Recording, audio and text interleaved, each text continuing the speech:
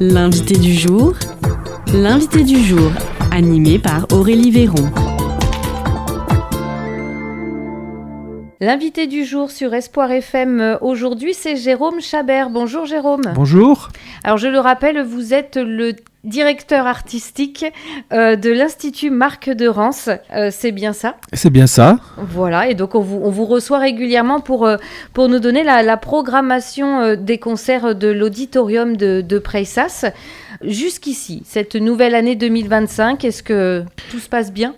C'est un franc succès. Les deux derniers concerts étaient vendus, étaient à guichet fermé. L'avant-dernier, plus de 3 semaines à l'avance, c'était complet. Donc on a un grand succès pour ces concerts où le public répond présent et parle beaucoup autour. Chaque personne qui vient parle de l'auditorium autour de lui, et ça suscite de nouvelles vocations de mélomanes. Ah c'est parfait. Voilà. Alors on va donc donner le détail des prochains concerts à découvrir à l'auditorium de Preixas. La plupart de ces concerts sont donc le dimanche à 16h. C'est un rendez-vous régulier, on ne change pas ni le jour ni l'heure.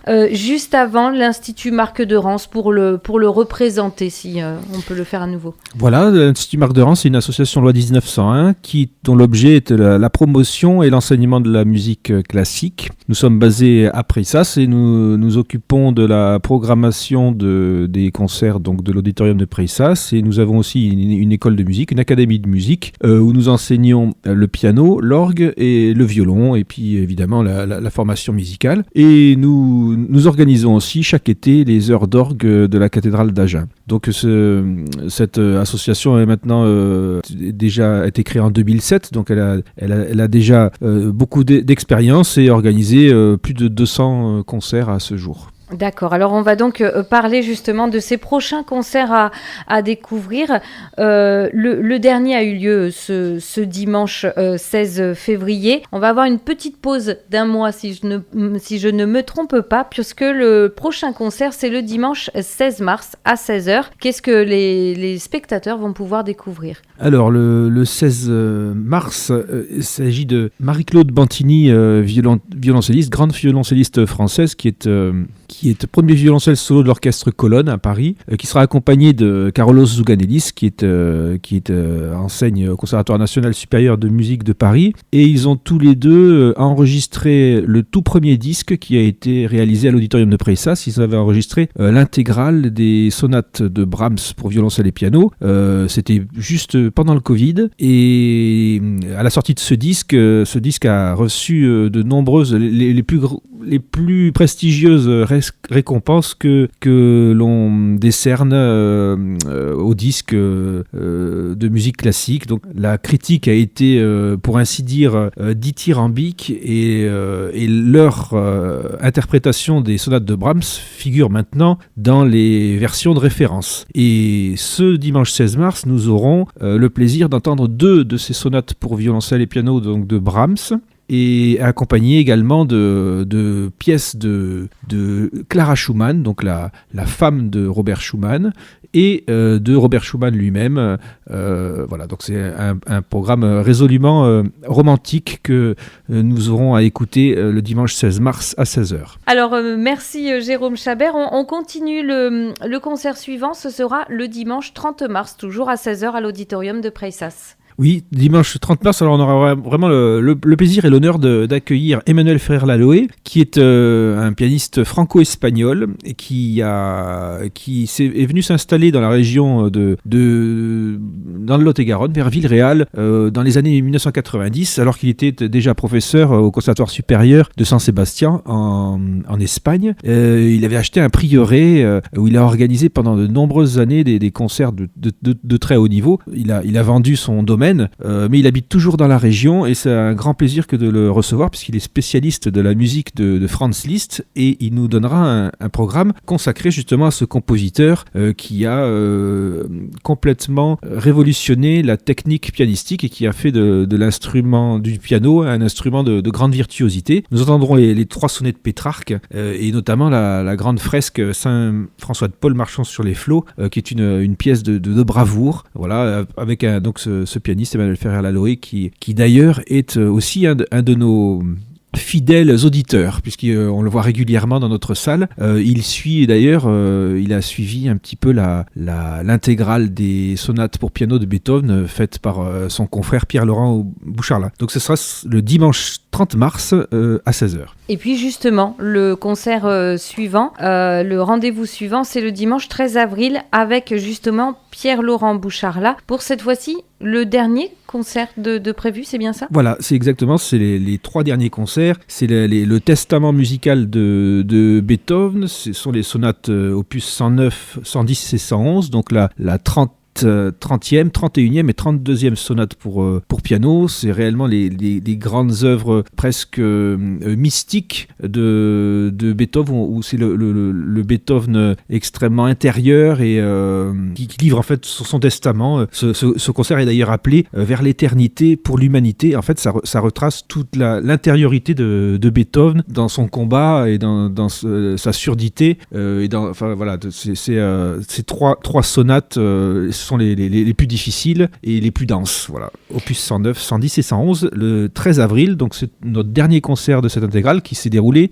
sur un an et qui s'est composé de 10 concerts. Est-ce que justement ce dernier concert avec Pierre-Laurent Boucharlat, c'est la fin d'une histoire ou c'est juste la fin d'un chapitre et que Pierre-Laurent Boucharlat reviendra à l'auditorium de Preixas ? Ah ben ça c'est certain qu'il reviendra parce que d'abord c'est un ami de longue date. Nous étions ensemble au conservatoire, nous étions chez Monique Deschaussés ensemble, donc on se connaît depuis très longtemps, presque depuis 30 ans et voilà, il avait comme objectif de faire cette intégrale qui est admirable d'ailleurs, et évidemment qu'il reviendra certainement dans un répertoire tout à fait autre parce qu'il est très attiré par la musique de Chopin, mais également des compositeurs comme Ravel ou Debussy. Alors certainement que nous serons amenés à le revoir bientôt.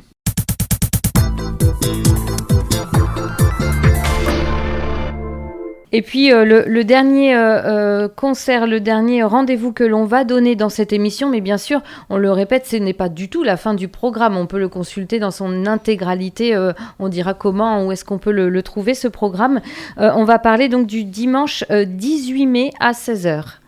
Dimanche 18 mai à 16h, c'est le pianiste Denis Pascal, qui est le grand professeur de piano du Conservatoire national supérieur de musique de Paris, qui est un habitué de notre salle, qui aime notre projet, qui le défend d'ailleurs par sa venue régulière. Il est venu déjà avec ses 2 fils, dont un a gagné la victoire de la musique classique il y a 2 ans. Et donc il vient le 18 mai nous proposer un programme très particulier. C'est les rhapsodies hongroises de Liszt, qui nous font penser à György Cifra, qui était le grand virtuose du XXe siècle et qui a excellé dans ses pièces de bravoure, et qu'il alternera avec des pièces de Béla Bartók en contraste. Voilà, donc un programme de très haute virtuosité, presque un programme de spectacle qui peut aussi donner l'envie de découvrir le piano, ses difficultés, par un concert qui finalement est très grand public et très accessible parce que c'est la dimension de la haute voltige pianistique qu'on pourra découvrir ce dimanche 18 mai, qui sera le jour anniversaire du grand pianiste Samson François, qui aurait le 18 mai 2025 101 ans, mais il est mort en 1970, et pour nous Samson François c'est un des plus grands pianistes qu'on ait jamais connu, et c'est une joie que un concert puisse avoir lieu le jour de son anniversaire, avec donc Denis Pascal le 18 mai à 16h. Eh bien voilà un bel hommage. Donc on a donné les 4 prochains concerts à découvrir à l'auditorium de Pressas. On le disait bien entendu, il y a d'autres concerts prévus au mois de juin. On vous les donnera en détail avec Jérôme Chabert dans une autre émission. Si on souhaite réserver sa place dès maintenant, est-ce que c'est possible ? Alors c'est tout à fait possible et c'est très facile. Il suffit de se rendre sur le site www.institutmarcderance.com et dès la page d'accueil, on est invité à choisir le programme, le concert que l'on veut et de pouvoir choisir aussi son fauteuil, l'endroit où on peut être placé dans la salle. Et donc avec des tarifs qui varient selon le placement ? Tout à fait, qui varient selon le placement, mais sachant que de toute façon, partout dans la salle, on est bien placé. La salle a été étudiée pour que acoustiquement, la qualité d'écoute soit optimale. Alors, vous l'avez dit aussi, Jérôme Chabert, en début de cette émission, l'Institut Marc de Rance, c'est aussi une école de musique. Est-ce qu'on peut en parler un petit peu, présenter justement cette école de musique ? Oui, tout à fait. Nous accueillons dans notre établissement une 60aine d'élèves qui viennent pour partie de notre communauté de communes, mais qui aussi viennent des départements voisins pour recevoir l'enseignement que nous dispensons, qui est un enseignement basé autour de l'analogie des gestes musicaux de façon naturelle, beaucoup inspiré par la pédagogie aussi de Monique Deschaussés, dont je vous parlais tout à l'heure, qui était le professeur que j'ai eu en commun avec Pierre-Laurent Boucharla et qui a été un professeur de réputation internationale et qui a attiré tous les jeunes pianistes d'aujourd'hui et qui avait un enseignement très particulier avec une connaissance très approfondie des sciences cognitives et aussi de l'anatomie humaine qui lui permettait de pouvoir développer une technique instrumentale qui sollicite le moins possible de résistance physique. Donc cet enseignement est dispensé à tous nos élèves sans limite d'âge. Nous avons beaucoup d'enfants mais aussi des adultes de tout niveau et nous venons d'ailleurs avec succès de faire notre première audition publique de l'année devant un auditorium plein pour représenter un peu le travail de tous nos jeunes musiciens qui ont été d'ailleurs très applaudis. D'accord, donc voilà une très belle expérience. On peut le rappeler aussi que ces élèves, vous leur permettez aussi l'accès plus facilité aux concerts de l'Institut Marc de Rance. Ils peuvent aussi avoir des facilités pour aller découvrir les artistes, les musiciens. Tout à fait.